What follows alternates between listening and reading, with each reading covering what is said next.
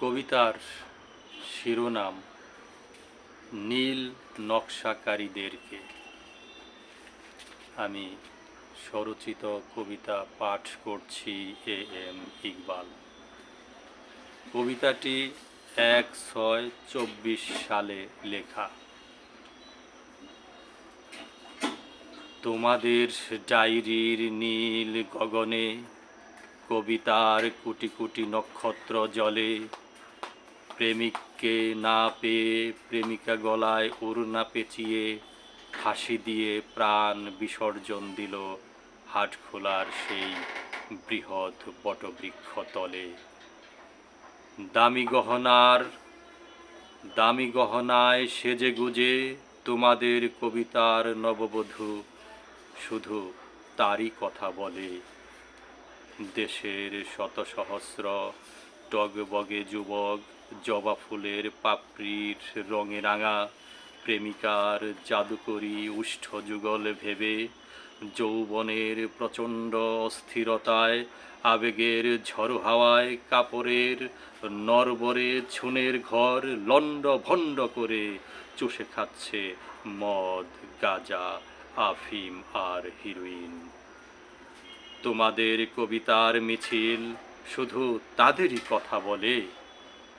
দরিদ্রতার গুলিতে আহত গায়ের ঘুটঘুটে অন্ধকারে জ্বলে ওঠা খ্যাতনামা সাংবাদিক, যার কলমের বিস্ফোরণে অলিতে গলিতে ঘরে বাইরে অফিসে আদালতে পড়ে থাকে দুর্নীতিবাজ অত্যাচারীর অগণিত লাশ।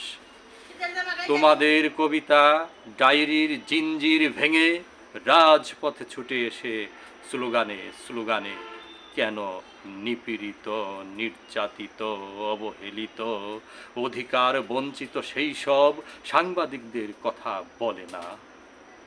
কেন আজও সাংবাদিকরা হয়রানির জ্বলন্ত আগ্নেয়গিরিতে জ্বলে পুড়ে ভস্মীভূত হয়? কেন আজও নির্বাচন অফিস সাংবাদিক কার্ড দিয়ে অনধিকার চর্চার লাল পানি খেয়ে মাতাল হয়?